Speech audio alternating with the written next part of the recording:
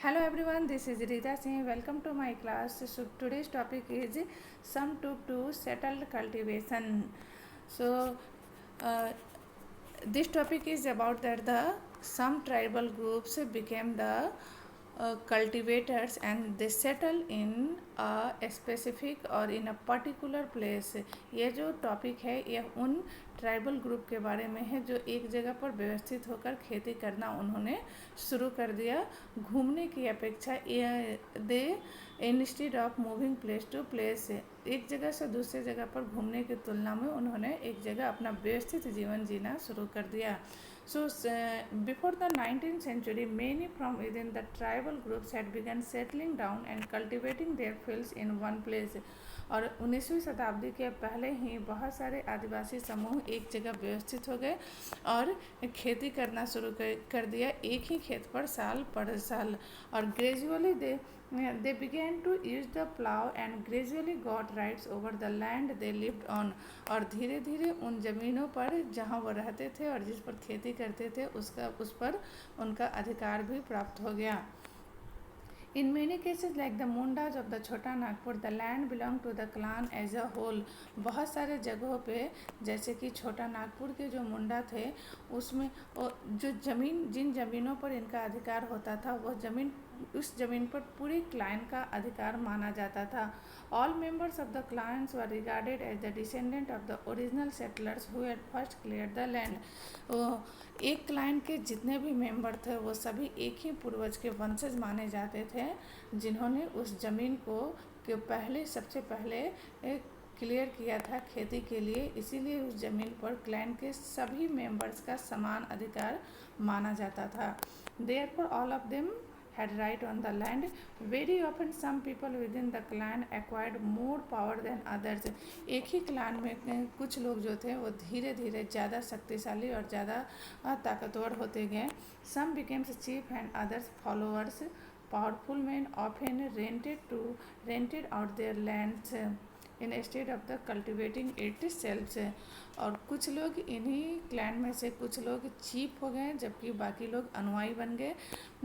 और जो powerful clan के जो पावरफुल व्यक्ति होते थे वो अपने ज़मीनों को रेंट पर दूसरे किसानों को देना शुरू कर दिए उस पर खुद खेती करने की अपेक्षा। So British officials saw settled tribal groups like the Gonds and the Sultans as more civilized than hunter-gatherers or shifting cultivators। British officials उन आदिवासी ग्रुपों को ज़्यादा सिविलाइज या सभ्य मानते थे जो कि हंटर्स और गैदरर्स या शिफ्टिंग कल्टीवेशन का प्रैक्टिस करते थे। Those who lived in the forest were considered in the wild and savage। They needed to be settled and civilized। जो फॉरेस्ट में एक जगह पे दूसरे जगह घूमते रहते थे उन्हें जंगली करार दिया गया और साथ ही साथ यह कहा गया कि ऐसे लोगों को घुमंतू लोगों को एक जगह पर सेटल्ड होने की और सभ्य होने की ज़रूरत है। इसीलिए ब्रिटिश ऑफिशियल्स सेटल्ड आदिवासी ग्रुप को ज़्यादा सभ्य मानते थे उन आदिवासी ग्रुपों से जो कि हमेशा एक जगह से दूसरे जगह पे मूव करते रहते थे। How did colonial rule affect tribal, this is the next topic है कॉलोनियल रूल। कॉलोनियल शासन ने कैसे ट्राइबल समूह को आदिवासी समूह के जीवन को प्रभावित किया। What happened to the tribal chiefs? सबसे पहले हम लोग देखेंगे ट्राइबल चिप्स के साथ क्या हुआ। Before the arrival of the British in many areas the tribal chips were important people. British से पहले ट्राइबल चिप आदिवासी समूह के जो नेता जो मुखिया होते थे वो बहुत ही इम्पॉर्टेंट पर्सनालिटी महत्वपूर्ण व्यक्ति होते थे। They enjoyed a certain amount of economic power and had the right to administer and control their territories. वो लोग ट्राइबल ग्रुप के मुखिया कुछ प्रशासनिक अधिकार के साथ साथ कुछ आर्थिक संपन्नता भी एंजॉय करते थे। In some places they had their own police and decided on the local rules of land and forest management. कुछ जगहों पर इनकी अपनी पुलिस होती थी और ये लोग खुद ही मुखिया ही नियम बनाते थे लैंड और जंगल के व्यवस्था के देखभाल के लिए। Under British rule the functions and power of the tribal chiefs change considerably. लेकिन ब्रिटिश शासन के अंतर्गत आदिवासियों के मुखिया का यह अधिकार बदल गया। They were allowed to keep their land titles over a cluster of villages and rent out land. उन लोगों को यह अधिकार था कि वो अपने टाइटल को रखे और ज़मीन पर अपने अधिकारों को इंजॉय कर सके, but they lost much of their administrative power and were forced to follow laws made by the British officials in India. लेकिन उन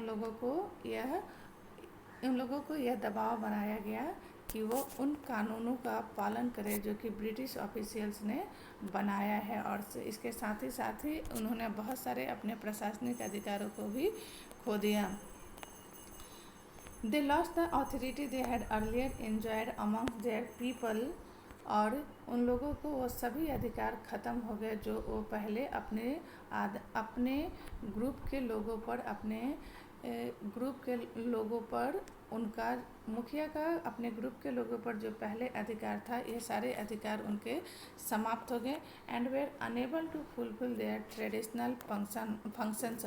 और साथ ही साथ इनका जो पारंपरिक रीति रिवाज था ये लोग उसको पूरा करने में ये असमर्थ हो गए। What happened to the shifting cultivator? So here we saw about that what happened to the sheep. Now the shifting cultivator या झूम खेती करने वाले लोगों के साथ क्या हुआ? The British were uncomfortable with groups who moved about and did not have to fix home. British अधिकारियों को उन लोगों के साथ, उन आदिवासी ग्रुप के साथ बहुत ही असुविधा महसूस करते थे जो हमेशा एक स्थान से दूसरे स्थान पर घूमते थे और जिनके पास अपना कोई घर नहीं था।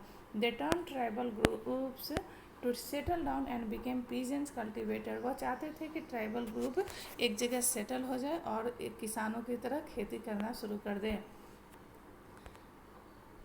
सो here we are So the British also wanted a regular revenue source for the state. British state से राज्य से निश्चित राजस्व की प्राप्ति चाहते थे। सो दे इंट्रोड्यूस्ड लैंड सेटलमेंट्स। इसीलिए उन्होंने जितने भी सेटल्ड पीजेंट्स हैं उनके लिए लैंड सेटलमेंट, बहुत सारे लैंड सेटलमेंट का पॉलिसी लाए। In the last chapter we read about that the permanent settlement, Mahalwari settlement and the Munro settlement. These are the examples of the settlement that was introduced by the British government. ये सभी उदाहरण हैं उन settlement के, land settlement के, जो British द्वारा लाए गए थे।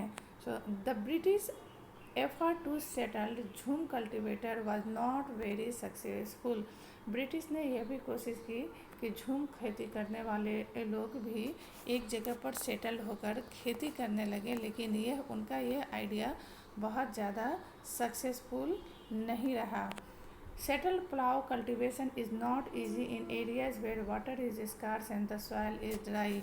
So उन जगहों पर सेटल्ड कल्टीवेशन करना आसान नहीं था जहाँ की मिट्टी ड्राई थी और पानी की कमी थी। In fact jhum cultivators who took to plough cultivation often suffered. जिन्होंने खेतों पर प्लाव करने का निश्चय किया था और जिन्होंने सेटल कल्टीवेशन करने का निश्चय किया था, इन लोगों को बहुत ही कठिनाइयों का सामना करना पड़ा। Since there fields did not produce good yields, क्योंकि इनके ज़मीन अच्छे अनाज उत्पन्न नहीं कर रहे थे, उससे होने वाला उत्पादन बढ़िया नहीं हो पा रहा था। द झूम cultivators in north east India insisted on continuing is there traditional practice. तो नॉर्थ ईस्ट के रहने वाले जो झूम कल्टिवेटर्स थे उन्होंने अंग्रेज़ों से इस चीज़ का आग्रह करना शुरू कर दिया कि वो अपने पुराने प्रैक्टिस को ही झूम कल्टिवेशन का प्रैक्टिस को ही जारी रखना चाहते हैं।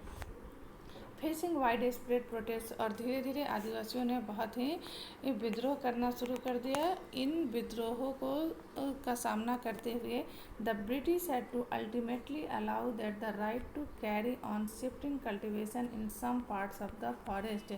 और इन विद्रोहों से डरकर ब्रिटिश ऑफिशियल्स ने कुछ आदिवासी शिफ्टिंग कल्टीवेटर को यह अलाउ कर दिया कि जंगल के कुछ भागों में वो शिफ्टिंग कल्टीवेशन का या झूम खेती का प्रैक्टिस कर सकते हैं. So now in the next topic I will explain about the forest laws and their impact and about the Birsa Munda. So today's topic is completed. आज का टॉपिक कंप्लीट हो गया. So please do the comment in the comment section and like, share and subscribe my video.